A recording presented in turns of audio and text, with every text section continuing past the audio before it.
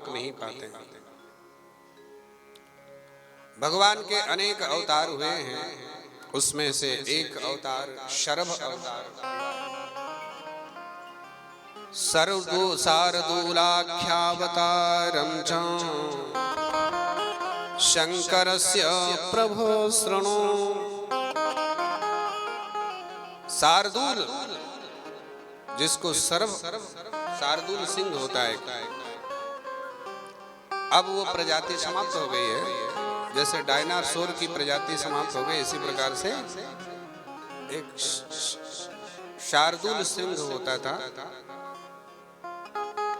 ये वाले सिंह के 4 पैर होते हैं, और वो जो शार्दूल सिंह होता है उसके अष्टपद होते थे, 8 पैर होते थे। अब वो हाथी को लेकर जैसे बाज पक्षी चूहे को टांग कर ऊपर उड़ जाता है,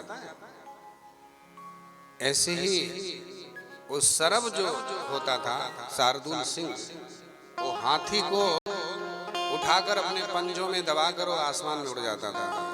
वो शार्दूल सिंह उड़ता था। तो भगवान नृसिंह का जब अवतार हुआ हिरण्यकश्यप को मारने के उद्देश्य से, तो नृसिंह का क्रोध शांत नहीं हो रहा था। देवता सब हैरान परेशान, अधिक देर तक अगर इनका क्रोध विद्यमान रहा तो ये पृथ्वी जलकर खाक हो जाएगी। लक्ष्मी जी को भी भेजा लेकिन सफलता नहीं मिली। अंत तो गत्वा भगवान शंकर की शरण में सब देवता गए, आप ही कोई उपाय निकालें, हे जगत रक्षक भोलेनाथ कृपा करो। भोलेनाथ ने तत्काल शरभावतार धारण किया, क्योंकि लोहे से लोहा कटता है। शेर के सामने सवा शेर आ जाए तभी शेर शांत होता है। तो ये नृसिंह से वो शरभ बन गए, 8 पैर वाले सिंह, और उड़ते हुए आसमान से आए और नृसिंह को अपने पंजों में दबोच करके आसमान में उड़ गए। नृसिंह भगवान को अपने पंजों में दबोच करके आसमान में उड़ गए। अत्रांतरे महाघोरम प्रत्यक्ष भय कारणम गगन व्याधि दुर्धर्षम सैव तेजा समुद्भवम् भिन्नन्नुरसिबाहुभ्यां निजग्राह हरो हरिं ततो जगाम गगनम देवैः महर्षिभिः। और वो पैर पंजों में दबाकर आसमान में उड़ गए और खूब आसमान की सैर कराई, इधर से उधर, इधर से उधर। नृसिंह का जो क्रोध था सब शांत हो गया और कहने लगे, महाराज बहुत चक्कर कटवा दिए, अब चक्कर आने लगा है, नीचे उतारो। भोलेनाथ ने कहा, जब देवता प्रार्थना कर रहे थे तब शांत नहीं हुए, अब खुद को जब चक्कर आने लगा तो कहते उतार दो। अरे तुमको तो जगत की रक्षा का भार सौंपा गया था,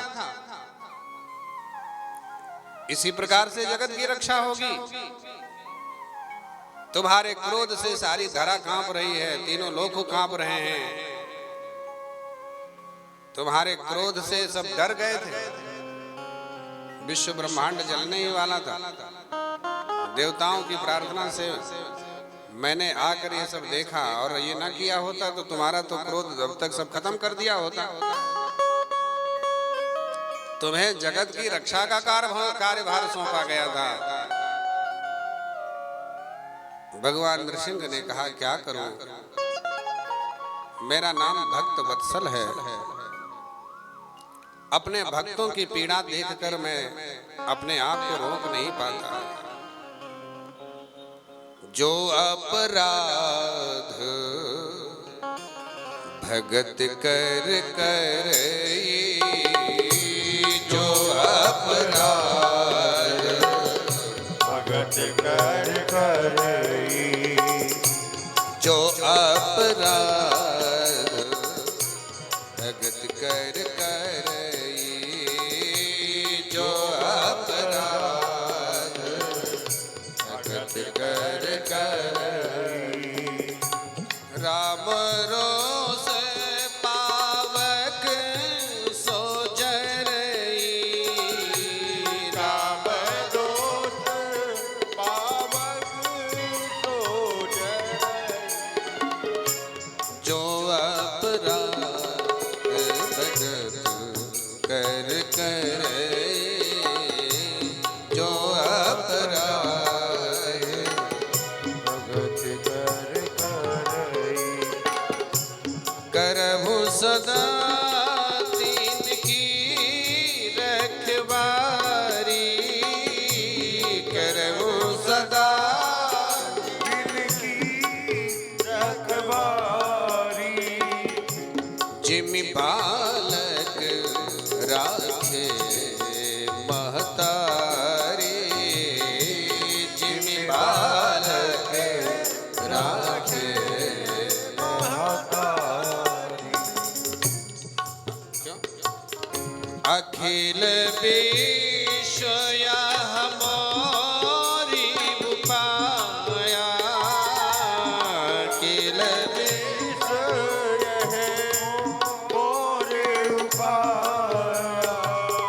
अखिल विश्व यह मोरी उपाया। अखिल विश्व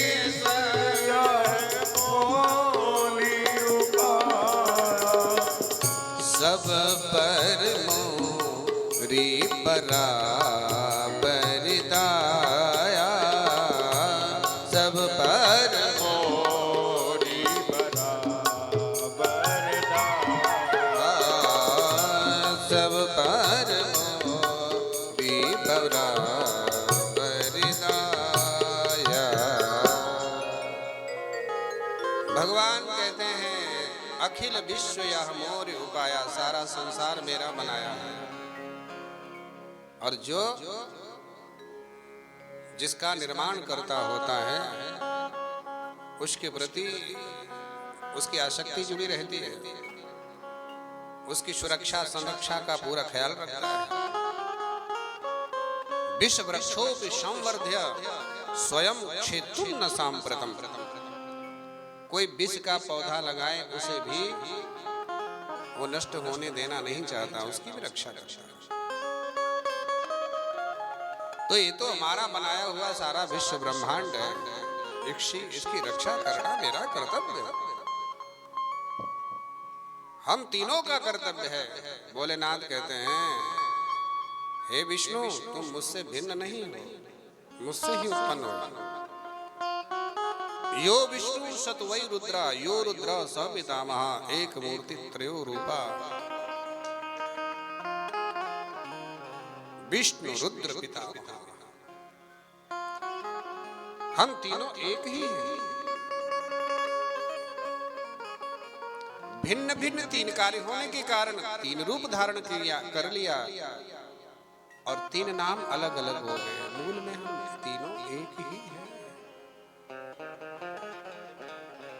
इसलिए मुझे ऐसा करना पड़ा और मुझे तुम्हें कष्ट देने का कोई भाव नहीं था। ऐसा कहकर भगवान ने शार्दुल सिंह बनकर जो आए थे नीचे उतारा और नृसिंह भगवान का क्रोध शांत हुआ। इधर प्रहलाद जी आए, साष्टांग दंडोत प्रणाम किया और उनको आशीर्वाद देकर राज तिलक करके भगवान नृसिंह भी अंतर ध्यान हो गए और सर्वावतार भगवान भोलेनाथ भी अवतार अंतर ध्यान हो गए। बोले भक्त वत्सल भगवान की जय। ये सर्वावतार भगवान का नृसिंह के क्रोध को शांत करने के लिए हुआ था।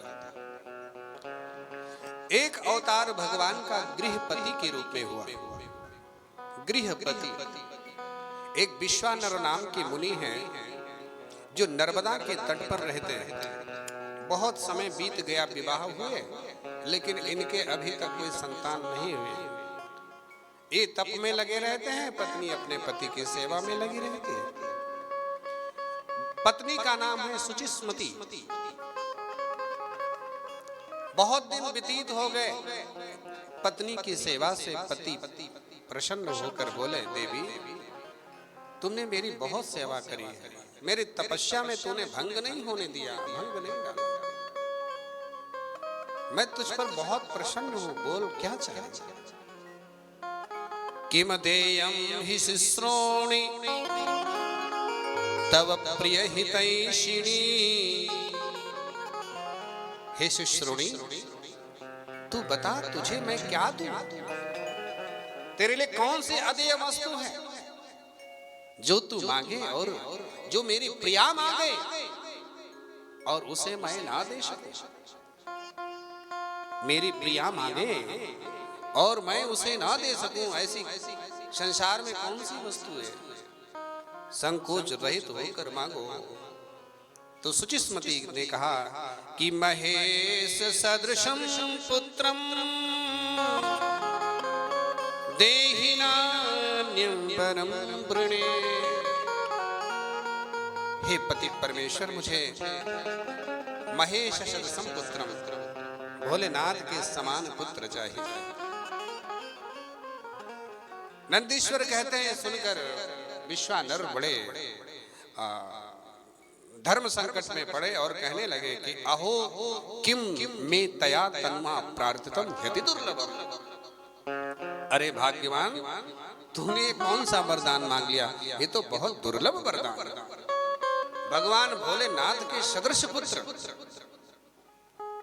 इसके लिए तो मुझे भोलेनाथ की ही आराधना करनी पड़ेगी। विश्वानर मुनि वाराणसी गए और प्राप्य वाराणसीं तूर्णम दृष्ट्वा तां मणिकर्णिकां संपूज्य कालराजं च भैरवं पापभक्षणम्। वाराणसी पहुंचकर मणिकर्णिका घाट पर स्नान किया है, काल भैरव का पूजन करके, फिर दंड पाणी भगवान का पूजन करके विश्वनाथ जी का दर्शन पूजन किया और चंद्रकूप में पुनः स्नान करके अगले दिन से चंद्रवार दिन से चंद्रकूप में स्नान करके चंद्रमौली भगवान का तप करने लगे हैं। बड़ा कठोर तप किया। कुछ दिन तक तो एकाहारो भवन नाशम, एक बार भोजन कर लेते हैं और तप करते हैं। कुछ समय भोजन त्याग दिया, एक बार दूध पीकर 1 महीना तक तप किया। फिर अगले महीने में 1 मुट्ठी तिल खाकर कठोर तप करते हैं। फिर अगले उसके बाद तिल खाना भी छोड़ दिया। पंचगव्यासनो मासम, पंचगव्य का पान करके और इस तरीके से 1 महीना गुजारा। पंचगव्य में क्या होता है? गाय का दूध, गाय का घी, गाय का दही और गाय का मूत्र और गाय का गोबर, इसको छान करके विधिवत। गोबर का मतलब ये नहीं पूरा उठाया ऐसे घोल दिए। गोबर लेकर 4-5 परत कपड़ा में उसको थोड़ा सा लेके उसको छान करके 1-2 बूंद उसमें मिला दिया जाता है, नहीं कि पूरा घोल। ये पंचगव्य कहलाता है। ब्रह्म हत्या जैसे पापों को मिटाने वाला पंचगव्य होता है। बड़े से बड़े पाप यत्तु गष्ट गतम पापम देहे तिष्ठति मामके प्राशनात् पंचगव्यस्य दहेत्यग्नि इवन रिवंधनम। जैसे अग्नि में कितना भी ईंधन डाल दो जलाकर खाक कर देती है, ऐसे ही पंचगव्य अंदर जाते ही जन्म जन्मांतर के पाप नष्ट हो जाते हैं।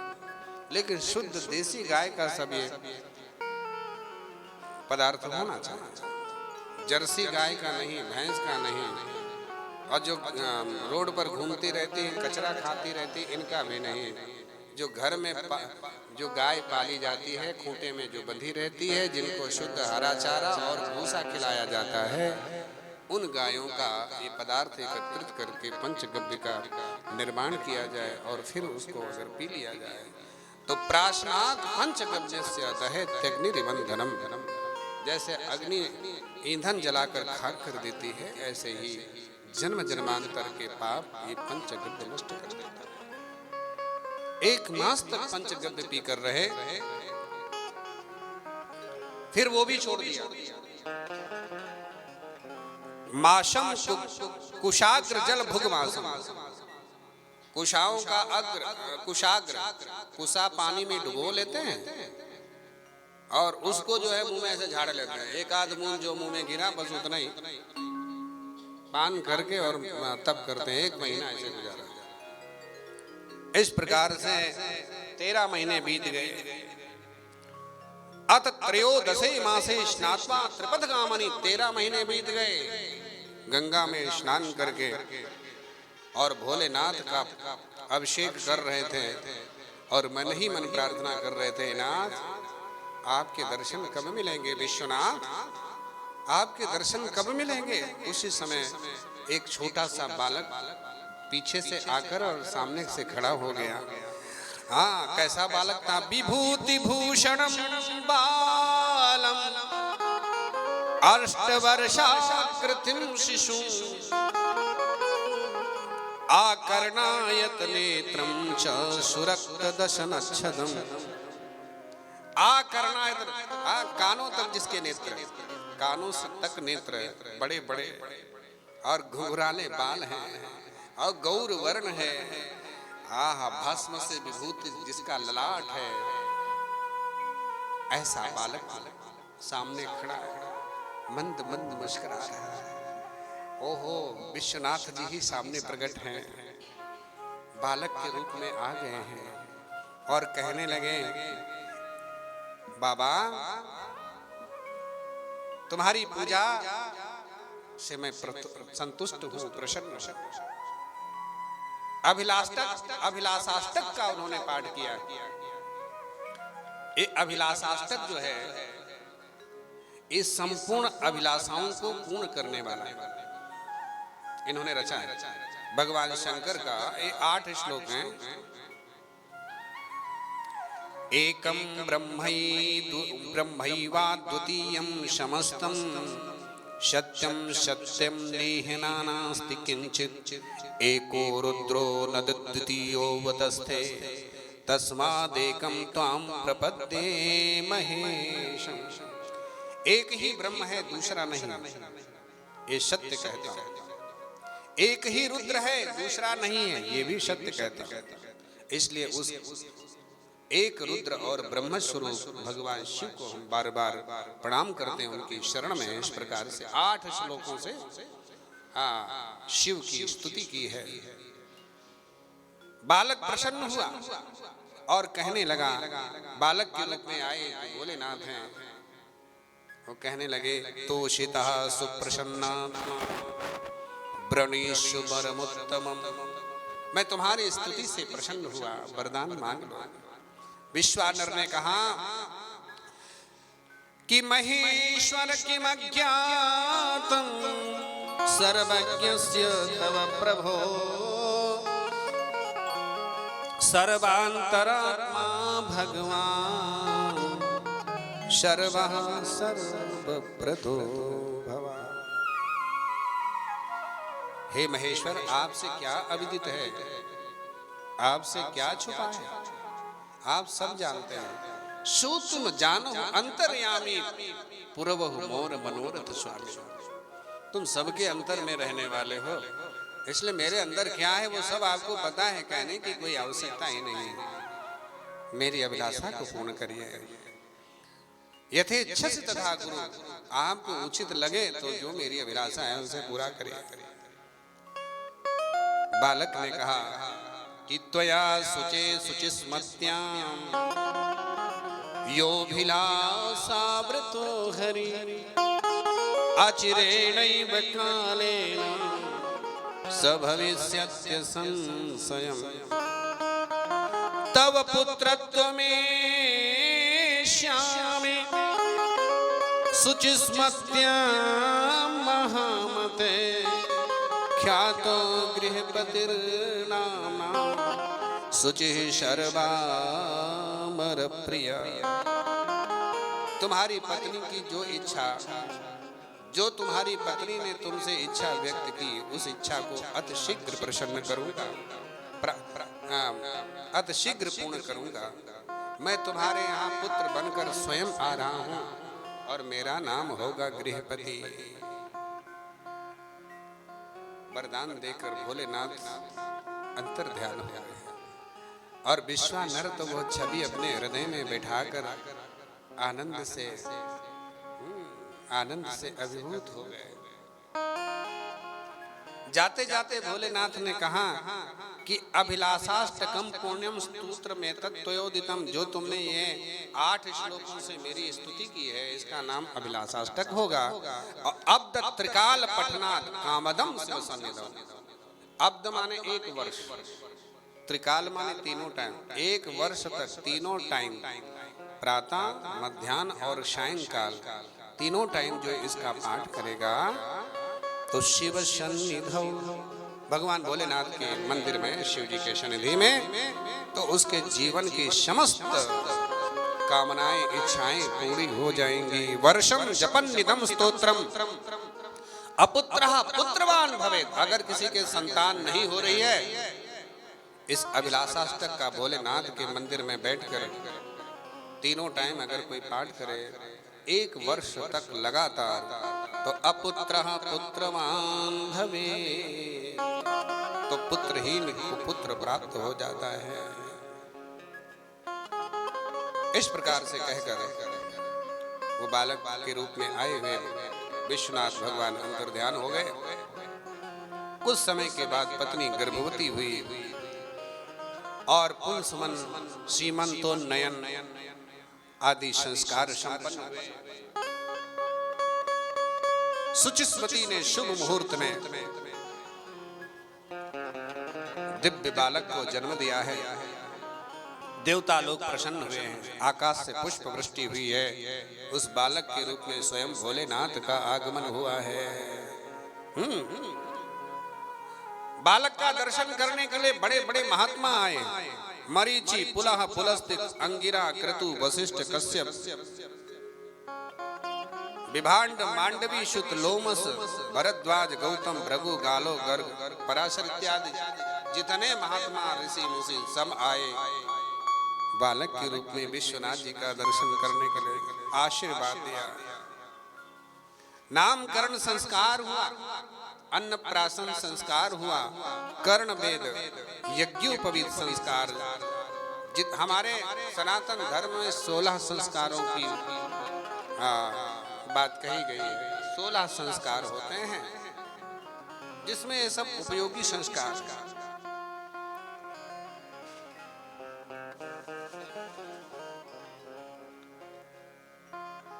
एक दिन जब बालक 9 वर्ष का हुआ, ततोथ 9वें वर्षे 9 वर्ष का हुआ तो देवर्षि नारद जी का आगमन हुआ बालक को देखने। हस्तरेखा देखी, हस्तरेखा देखकर सब शुभ सद्गुण बताएं, लेकिन लास्ट में एक ऐसी बात कह दी कि माता पिता को शोक हो गया। क्या कहा कि संकेश द्वादशे मासे मृत्यु हो विद्रुदग्निना इत्युक्त्वा नारदो गच्छन् देवलोकं यथागतम्। 9 वर्ष का बालक हो गया और कहने लगे आगे के 12 महीने इसके लिए खतरनाक हैं। इसके आगे के 12 महीने द्वादशे मासा 12 महीने खतरनाक हैं। विद्युत और अग्नि, बिजली और आग से इसके लिए खतरा है, इसकी मृत्यु है। ये सब हाथों में लिखा था, लकीर में, माथे की लकीर में। अगर जानकार सही कोई हो तो सब सही सही बता देता है। ये हाथों की रेखाएं कोई व्यर्थ की नहीं है, इनका कुछ न कुछ मतलब है हर रेखा का। और माथे में भी रेखाएं होती हैं, उसका भी कुछ न कुछ मतलब होता है जी। लेकिन अगर जानकार है तो सही से उत्तर देगा, नहीं तो इधर उधर की बातें बताकर, और बेवकूफ बनाने वाले भी होते हैं, पैसा ले लेते हैं। तो नारद जी ने कहा यहाँ से 12 महीने खतरनाक। ये सुनकर माता पिता बड़े दुखी हुए, रोने लगे। गृहपति ने अपने पिता विश्वानर और माता सुचिस्मती से कहा है, माता पिता क्यों चिंता करते हो? आपने सुना नहीं कि यही स्थिति नंदीश्वर के लिए भी हुई थी? उन्होंने भोलेनाथ की तपस्या करके अमृत को प्राप्त किया। मैं भी भोलेनाथ की तपस्या करूंगा और अमृत को प्राप्त कर लूंगा, मुझे कोई मारने वाला नहीं, आप चिंता मत करिष्ये हम यथा एना मृत्युस्त्रस्तु भविष्यति। ऐसा कहकर माता पिता को प्रणाम करके और तपस्या करने के लिए चले गए गृहपति। बड़ा कठोर तप किया। भगवान शंकर परीक्षा लेने के लिए इंद्र बनकर आए हैं। नंदी को बना लिया ऐरावत हाथी, माता पार्वती बन गई सची और स्वयं बन गए देवराज इंद्र। त्रिशूल हट गया, वहां हाथ में वज्र धारण कर लिया और मुकुट धारण करके इंद्र बनकर सामने खड़े और कहने लगे, अहम शतक्रतुर विप्र प्रसन्नोस्मि शुभव्रते। मैं ब्राह्मण बालक, मैं तुझ पर प्रसन्न हूं तुम्हारी तपस्या से। मैं इंद्र हूं शतक्रतु, वरदान मांग लो। गृहपति ने कहा, आप देवराज इंद्र हैं, पर मैंने तो आपको बुलाया नहीं है, मैंने आपके लिए तप नहीं किया है। ना हम बने वरम तत्ता, मैं तुमसे वरदान नहीं मांगूंगा। शंकरो वरदोस्त ने, मैं वरदान मांगूंगा तो अपने भोलेनाथ से मांगूंगा, तुमको तो हमने बुलाया नहीं, क्यों आए? देवराज इंद्र ने कहा कि नमत्तः शंकरस्त्वन्यो देव देवोस्मि हम शिशो। हे बालक, तेरी बुद्धि कुंठित है, मुझसे बड़े शिव नहीं है। मैं देवताओं का राजा हूँ और हमसे भिन्न नहीं है। राजा के अंदर सब देवता निवास करते हैं, इसलिए वो भोलेनाथ भी मेरे अंदर है। इसलिए विहाय बाल सत्वम त्वं वरम याचस्वमाचिरम। इसलिए वो शिव को भूल जाओ, शंकर को, मुझसे वरदान मांगो, मैं तुम्हारी सब अभिलाषाओं को पूर्ण करूंगा। गृहपति ने जब ये सुना तो क्रोध में आ गए, तूने मेरे आराध्य की निंदा की, मैं मर जाऊंगा और तुमको भी जलाकर भस्म। हाथ में महाराज भस्म लेकर और मंत्र से अभिमंत्रित, अघोर मंत्र से अभिमंत्रित करके, और महाराज इंद्र के रूप में भगवान भोलेनाथ ही थे, वो इंद्र समझकर उनको भस्म करने के लिए वो हाथ में भस्म अभिमंत्रित करके फेंका। उसी समय नंदी बीच में आकर उस भस्म को लपक लिए और कहने लगे, रुको, क्या अनर्थ करने जा रहे हो? ये जिनको तुम भस्म करने जा रहे हो, इन्हीं की तो तुम तपस्या कर रहे हो, तुम्हारी परीक्षा लेने के लिए आए थे। भोलेनाथ अपने रूप में आ गए। ऐरावत गायब हो गया, वृषभ वाहन नंदीश्वर प्रकट हो गए। सची गायब, माता पार्वती उपस्थित है और कहा, वरम ददामि ते भद्र। अच्छा हाँ, यहां पर जब देवराज इंद्र बनकर जब आए और बार बार आग्रह करने लगे, वरदान मांगो मांगो, ये अड़ गए, हट, मैं तुमसे वरदान नहीं मांगने वाला। तो क्रोध में आकर उन्होंने अपना वज्र उठा लिया, और जब वो वज्र उठाया तो जोर से बिजली चमकी, भयानक आवाज हुई, कड़कड़ की आवाज, और उस बिजली से डरकर भोलेनाथ की पिंडी से लपेट गए डर के कारण। हे भोलेनाथ, मेरी रक्षा करो। और लिपट करके फिर थोड़ा सावधान होकर फिर श्राप देने के लिए उद्यत हुए, तो नंदीश्वर ने बचाया। फिर अंत में भोलेनाथ प्रकट होकर दर्शन देते हैं और कहते हैं कि तुमको जो लिखा था ना 12 महीने में अग्नि और बिजली से डर है, तो वो डर भी तुमको दिखा दिया। और मैं कोई इंद्र नहीं, मैं स्वयं वही हूँ जिनकी तुम आराधना करना। तुम्हारी परीक्षा लेने के लिए आया था, तुम्हें कोई मार नहीं सकता। अग्निश्वर इति ख्यातम सर्व तेजो बृंहदम, अग्निश्वरस्य भक्तानां न भयं विद्युत अग्निना। तुमको मैं लंबी आयु देता हूँ और तुम्हें मैं अग्नि के अधिष्ठात्र देवता के रूप में प्रतिष्ठित करता हूँ। अग्नि का अधिष्ठात्र देवता बना दिया। और वहां पर एक शिवलिंग प्रकट हुआ, उसी में भोलेनाथ समाहित हो गए और बोले कि आज से यहाँ पर अग्निश्वर शिवलिंग के रूप में मैं सदा विद्यमान रहूंगा। जो यहाँ आकर दर्शन करेंगे, पूजन करेंगे, उनको विद्युत और अग्नि से कभी भय नहीं होगा। बोले भक्त वत्सल भगवान की जय हर हरे महादेव। ये इस प्रकार से भोलेनाथ ने अग्निदेव के अधिष्ठात्र देवता के रूप में विश्वानर को, इसलिए विश्वानर एक अग्नि है। अहम भगवान ने गीता में कहा ना, जो तुम भोजन करते हो ना, भोजन वो कौन पचाता है? आप जो भोजन करते हैं वो कौन पचाता है?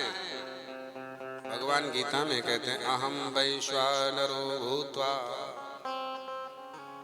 पचाम्यन्नम चतुर्विधम। मैं ही वैश्वानर अग्नि के रूप में सब प्राणियों के अंदर रहता हूं और अन्न को पचाता हूं। वो अन्न के कई भाग होते हैं। स्थूल भाग मल बन के निकल जाता है और उससे जो सूक्ष्म होता है वो रक्त के रूप में, उससे सूक्ष्म मांस के रूप में, रक्त से ही गाढ़ा हो जाता मांस, मज्जा, और फिर उसी से वीर्यादिक का निर्माण होता है। ये जो रस बनता है, तो ये कौन निर्माण करता, कौन पचाता? वो वैश्वानर अग्नि। यही जो अभी प्रकट हुए, जिनको वरदान दिया, गृहपति ही वैश्वानर विश्वा नामक अग्नि बनकर सब प्राणियों के उदर में भोजन पचाने का काम कर रहे हैं। बोले वैश्वानर अग्निदेव की जय। एक भगवान का यक्षेश्वरा अवतार हुआ है। जब समुद्र मंथन के पश्चात देवताओं ने अमृत पी लिया, दैत्यों के साथ घमासान युद्ध हुआ।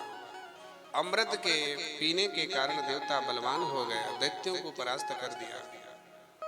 दैत्य जब भाग गए तो देवता जो है अपने मुंह से अपनी प्रशंसा कर रहे हैं। पीत्वा मृतम सुरा सर्वे जयम प्रापुर महाबलाः विष्णु प्रभतयः सर्वे बभूवुश्चाति गर्भितः। ओ, मेरी ताकत के सामने कौन भला टिक सकता है? कोई दुनिया में जो हमारे सामने टिक सके? मैंने बड़े बड़े दैत्यों को धूल चटा दिया। ऐसे अपने मुंह से प्रशंसा कर रहे हैं। और भगवान को ये अहंकार प्रशंसा नहीं। कोई व्यक्ति, कई लोग होते हैं जो अपने मुंह से अपनी प्रशंसा करते रहते हैं। हाँ, कोई दूसरा नहीं करता तो क्या करे बेचारे, अपने मुंह ही से अपनी प्रशंसा करते रहे। हम ऐसे हैं, हम ऐसे हैं, हम ये करते हैं, हम वो करते हैं, हम इतने लोगों के बीच में कथा करते हैं, हम इतने लोगों के बीच में ये करते हैं, वो अपने मुंह ही से गाते रहते हैं। अरे भैया, कोई दूसरा कहे तब तो अच्छी बात है, तो अपने मुंह से क्यों गा रहे हो? प्रशंसा वो है जो दूसरा करे।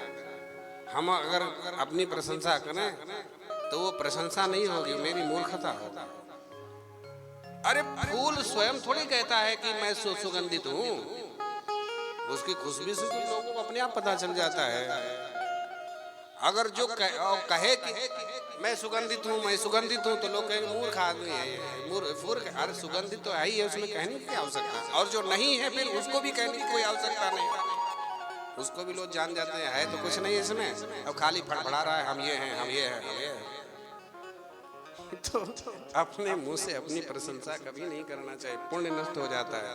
और सामने वाले को समझ में आ ही जाता है कि कितनी भी अपने मुंह से प्रशंसा कर लो, लेकिन सामने वाले को समझने में देर नहीं लगती है। हम इतने धनवान, हम इतने बलवान, हम इतने पराक्रमी, हम जिस समाज में खड़े हो जाते हैं साहब, और सब मेरे लिए उठ के खड़े, ये सब नहीं करना चाहिए। अरे जो हो ठीक है, लोग प्रशंसा करें तब तुम्हारी प्रशंसा है। तुमको अपने मुंह से अपने मुंह मियाँ मिट्ठू नहीं बनना चाहिए। मुहावरा है ना, तो ये अपने मुंह मियाँ मिट्ठू बन रहे थे, मैं ऐसे, मैं ऐसे। तो भोलेनाथ यक्ष बनकर प्रकट हो गए। यक्ष और बैठे बैठे नदी के किनारे। उसी समय ये जब बातें कर रहे थे, वहीं पास में जोर से खिलखिला के हंसे। देवताओं को लगा ये कोई यक्ष बैठा है, मेरी बातों को सुनकर मुझ पर हंस रहा है। अब इनको बड़ा बुरा लगा, पास में जाकर बोले, ए, क्यों हंसता है, मेरी बातों को सुन सुन के हंस रहा है? बोले, नहीं भैया, मैं क्या हंसूंगा, तुम खुद अपनी हंसी उड़वा रहे हो अपने मुंह से अपनी प्रशंसा कर करके। अरे तुम में कुछ है तो उसको दिखाओ, अगर तुम में कुछ ताकत है, तुम कह रहे हो हम ऐसा है हम ऐसे हैं, तो उसको साबित करो। देवताओं ने कहा, क्या साबित करवाना है? बोले, एक तिनका रख दिया, पतला सा घास का तिनका रख दिया और कहा कि तुम में जिसकी शक्ति हो इस तिनके को नष्ट करो। सबसे पहले अग्निदेव आए फूलते हुए, तुम कौन हो? बोले, मैं अग्निदेव। क्या कर सकते हो? बोले, हम चाहें तो एक फूंक में सारे विश्व ब्रह्मांड को जलाकर मुट्ठी भर खाक बना सकते हो। अरे भैया, बस बस बस, सारे विश्व ब्रह्मांड को मुट्ठी भर खाक बनाने से पहले एक तिनका को जलाओ, पहले घास का पतला सा, इसको जला के दिखाओ, तब मैं मानूंगा। अब महाराज अग्निदेव के अहंकार में भरकर पहले थोड़ी सी फूंक मारे, कुछ नहीं हुआ, और तेज और तेज, और फिर उन्होंने देखा, अरे तो जल ही नहीं रहा है। पूरी ताकत जितनी अग्निदेव में, सारी शक्ति लगा दी, लेकिन वो भैया वो तिनका घास का जैसा का तैसा पड़ा रहा, उसमें कुछ आंच तक नहीं लगी, गर्म तक नहीं हुआ।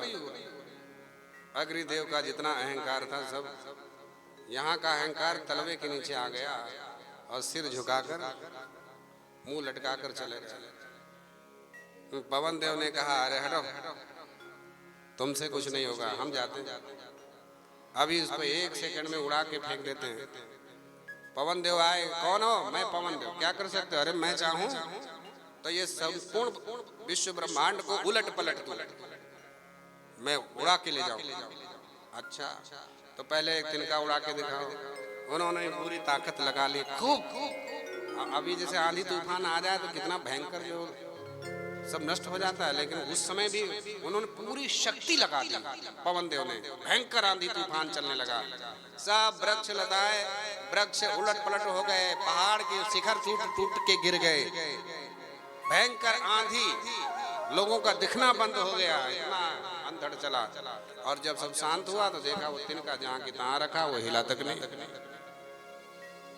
पवन देव का अहंकार नष्ट हो गया। इसी प्रकार से वरुण देवता आए, मैं चाहूं सारे संसार को डुबा दूं, भैया इसको डुबा दो, नहीं वो भी डुबा। इंद्रदेव आए, तुम कौन हो? बोले, मैं इंद्र हूँ, देवता हूं सबका राजा। क्या कर सकते हो? अरे पूछो मत, हम सब कुछ कर सकते हैं। एक ही वज्र के प्रहार में सारे, मैं हिमालय को खंड खंड कर दूं, सुमेरु के टुकड़े टुकड़े कर दूं। वाले भैया, पहले ये तिनके के टुकड़े कर दो, बस फिर मैं मान जाऊंगा हिमालय के टुकड़े कर सकते।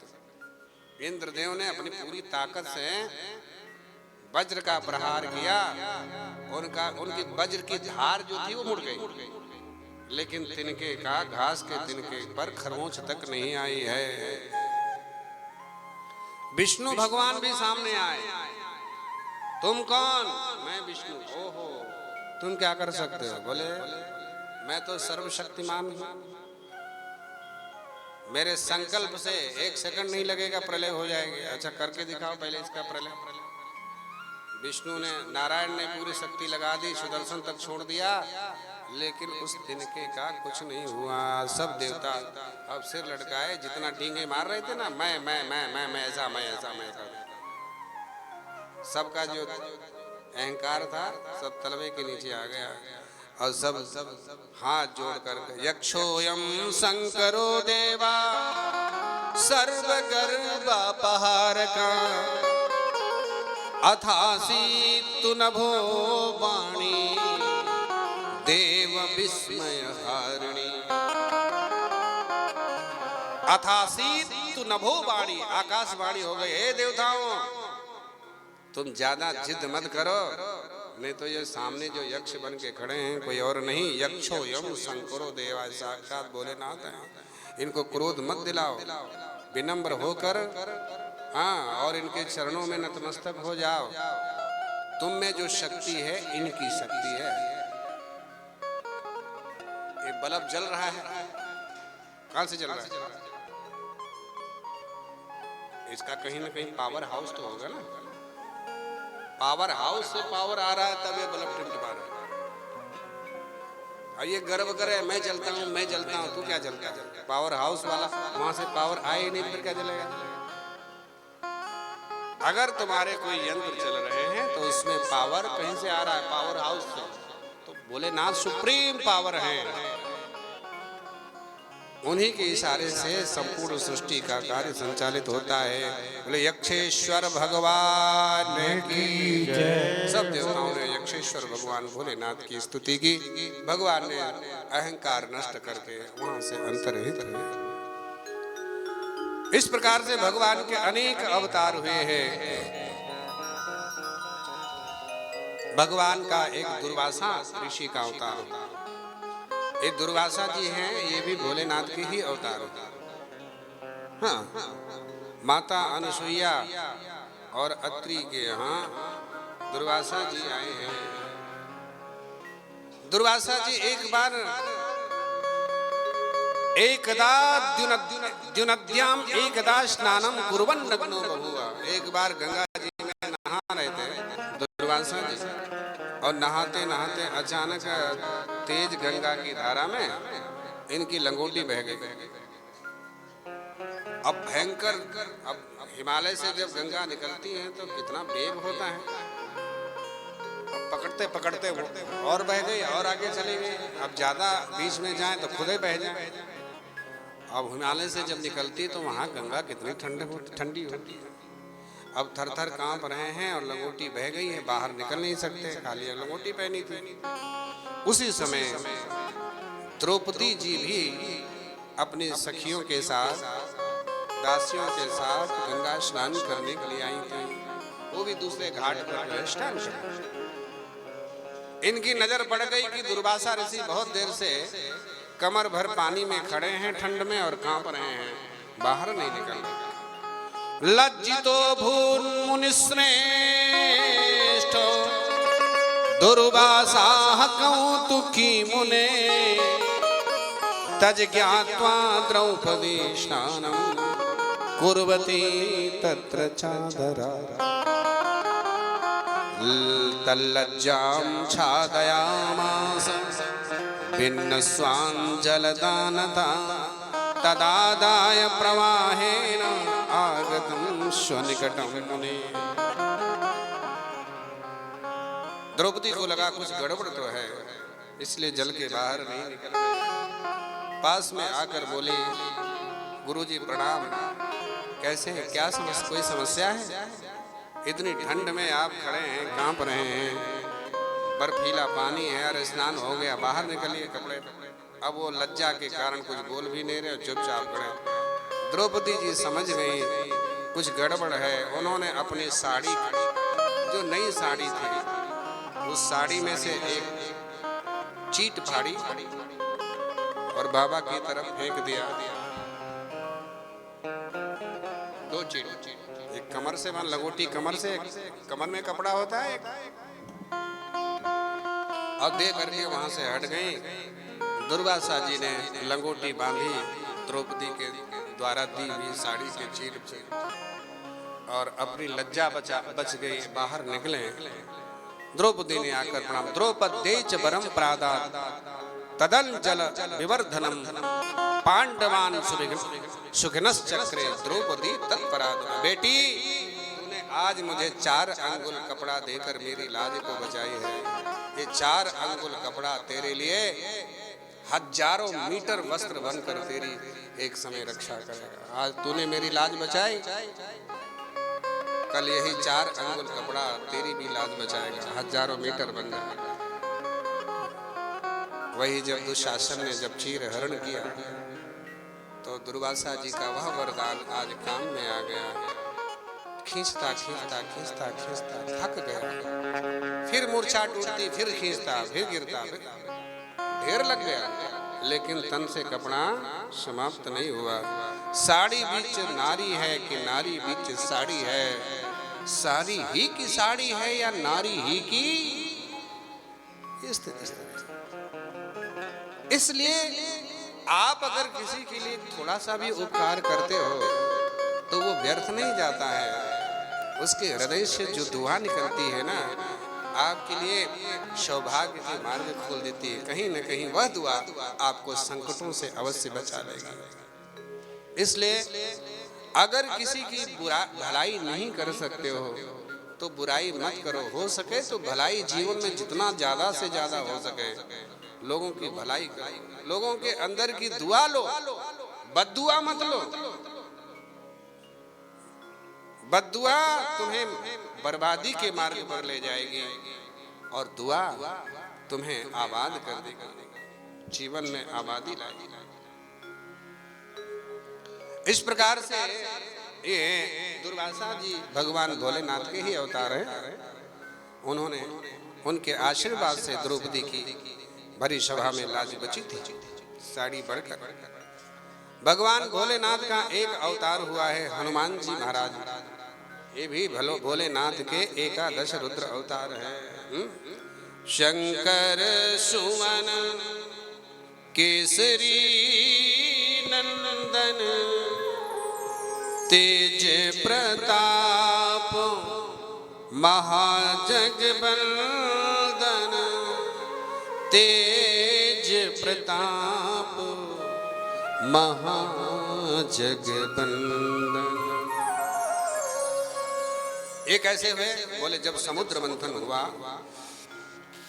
मोहिनी रूप धर के भगवान ने अमृत पिला दिया देवताओं को। ये समाचार भोलेनाथ को मिला तो भोलेनाथ मोहिनी रूप का दर्शन करने के लिए वैकुंठ गए और नारायण से प्रार्थना की, प्रभु मैंने आपका हर अवतार दर्शन किया है लेकिन मोहिनी अवतार का दर्शन नहीं कर पाया, तो ये सौभाग्य मुझे भी मिल जाए।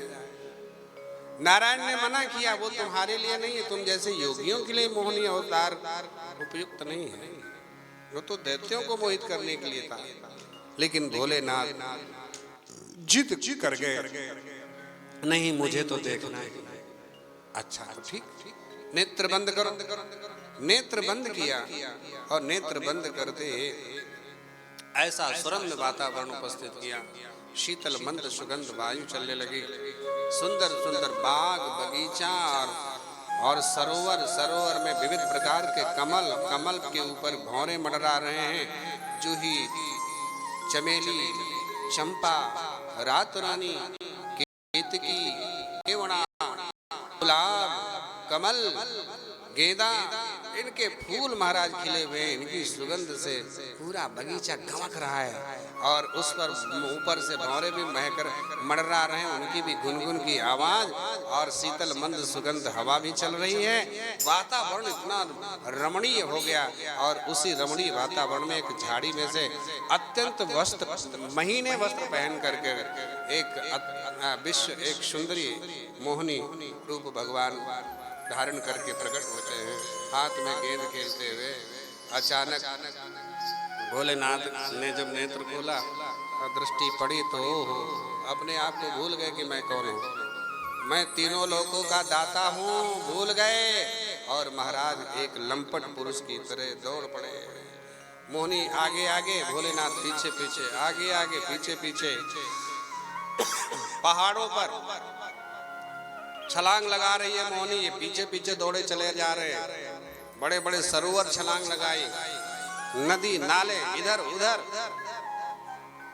आगे आगे मोहिनी दौड़ रही है अपने आप को बचाने के लिए, पीछे पीछे भोलेनाथ पकड़ने के लिए दौड़ रहे हैं। उसी समय आंजनेय पर्वत पर मोहिनी रूप भगवान जो है पहुंच गए, ये भी पहुंच गए और वहीं पर इनका तेज स्खलित हो गया।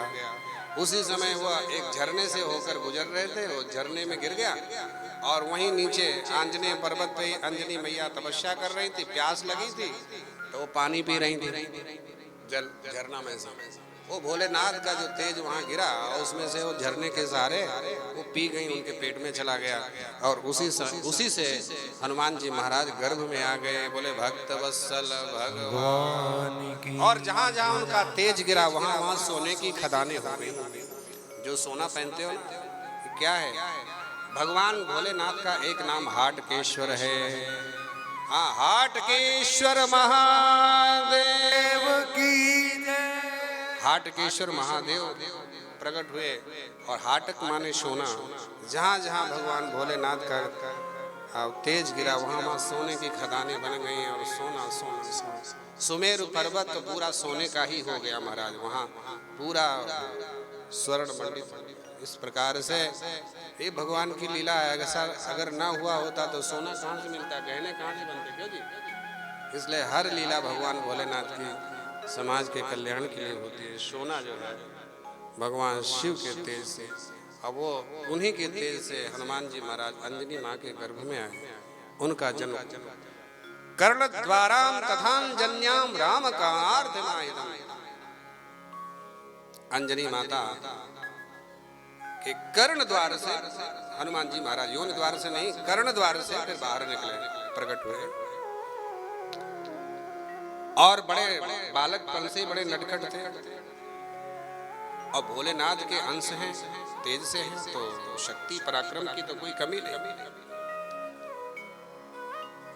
छोटे ही थे, सुबह सुबह सूर्य भगवान निकले और लाल लाल गोल गोल, इन्हें लगा कोई फल निकल रहा है, लगाई जोर से छलांग और सीधे पहुंच गए और उठा के पूरे सूर्य को ही मुंह में रख लिया, निकल गए। सूर्य के निकलते ही निकल गए, सारे संसार में दोबारा से अंधकार हो गया, पूरी सृष्टि। अरे ये क्या हो गया, क्या हो गया, बहुत लोग परेशान। तब तक देवराज इंद्र को जाकर समाचार दिया देवताओं ने कि एक बंदर है अंजनी पर्वत पर, वो सूर्य को निकल गया। देवराज इंद्र आए और उन्होंने वज्र का प्रहार किया यहाँ पर मुंह पे। जैसे ही यहाँ पे वज्र का प्रहार किया तो मुंह खुल गया और सूर्य भगवान बाहर निकल आए। हनुमान ने दाढ़ी पर वज्र प्रहार किया, इसलिए हनुमान जी का मुंह एक तरफ को टेढ़ा हो गया, इसलिए उनका नाम हनुमान पड़ा। हनुमान दाढ़ी, मान माने टेढ़ी हो जाने से देवराज इंद्र ने यहाँ वज्र मारा था, इसलिए उनका नाम हनुमान पड़ गया। बोले हनुमान जी महाराज की जय। इनमें इतनी शक्ति थी कि वन में जो महात्मा लोग समाधि में बैठे होते उनको उठा के यूं जैसे फुटबॉल खेलते ना, उठा के ऊपर फेंक देते, फिर नीचे उठा पकड़ ऐसे उछालते कूदते। महात्मा बड़े परेशान, अब तपस्या कर रहे हैं, पीछे से आके ऊपर उछालते गेंद की तरह, नीचे गिरने लग जाए तो फिर हाथ में पकड़ के फिर धर दे। महात्माओं ने कहा ये बड़ा उद्दंड कोई बंदर आ गया है। बंदर तो बहुत देखे लेकिन ऐसा उद्दंड था हमने कभी नहीं देखा। हवन कर रहे होते महात्मा, पीछे से जाके उन्हें उठा के और हवन कुंड के ऊपर ले जाके टांग देते और नीचे आग जल रही है, अरे हटा हटा जल जाऊंगा तब खिलखिला के रख देते और फिर दूर खड़े होके हंसते। बोले इसकी दंडता तुम सिर से ऊपर निकल रही है, पानी श्राप दे दिया, जाओ हनुमान तू अपने बल को भूल जा, अपनी शक्ति को भूल जा। महात्माओं ने श्राप दे दिया, अपनी शक्ति को, शक्ति तो है पर भूल जा। अब महाराज हनुमान जी अपनी शक्ति को भूल गए, तब से फिर शांति हो गई, नहीं तो यही सब करते रहते थे। अब बालक बंदर एक स्वभाव, और जहां बैठे तहाँ करही उपाय। बालक और बंदर में कोई अंतर नहीं, कुछ न कुछ करते रहते, शैतानी करना स्वभाव। और हनुमान जी को जब ऋषियों ने श्राप दे दिया तो अपनी शक्ति भूल जाओ।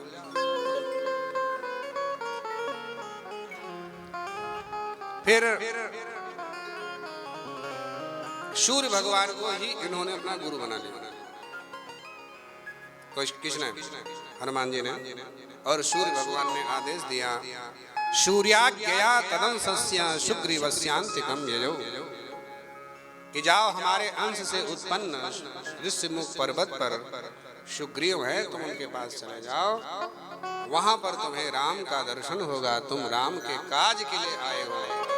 मेरे ही वंश में, सूर्य भगवान ने कहा, मेरे ही वंश में आगे चल के नारायण का अवतार होगा, राम के रूप में तुम उनकी सहायता कर रहा।